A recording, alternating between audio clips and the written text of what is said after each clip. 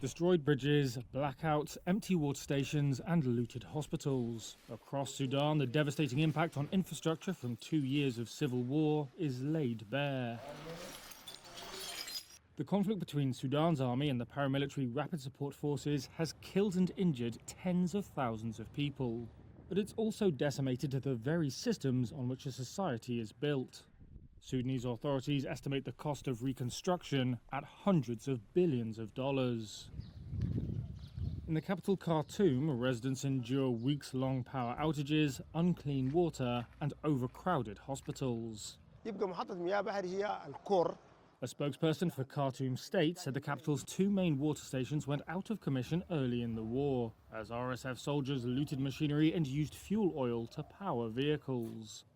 Those left living in Khartoum resorted to drinking water from the Nile or long-forgotten wells. That's exposed them to waterborne diseases that few hospitals are equipped to treat. In terms of the capital's electricity, Oil and Energy Minister Mohieddin Naim said they are starting from scratch. If we speak about Khartoum as a major consumer of electricity, we can almost say that 100% of Khartoum has been destroyed. 100%. Naim also said oil production has halved to 24,000 barrels per day and refining has ceased, leaving Sudan dependent on imports. Sudanese authorities estimate reconstruction needs at $300 billion for Khartoum and $700 billion for the rest of the country.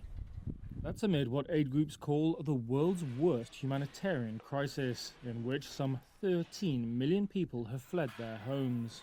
But after government forces retook Khartoum this year, some are starting to return to the capital. That, says Luca Render of the UN's development program, makes tackling the lack of infrastructure more urgent. So we're looking at somewhere between 2 or 3 million people that are looking at returning to Khartoum. And we want to avoid a process that creates another humanitarian emergency. One such emergency is already playing out. Over the past week, a rapid cholera outbreak has claimed 172 lives out of 2,729 cases, mostly in Khartoum. But there is little chance of reconstruction taking place in the short term, given continued fighting and drone attacks on infrastructure.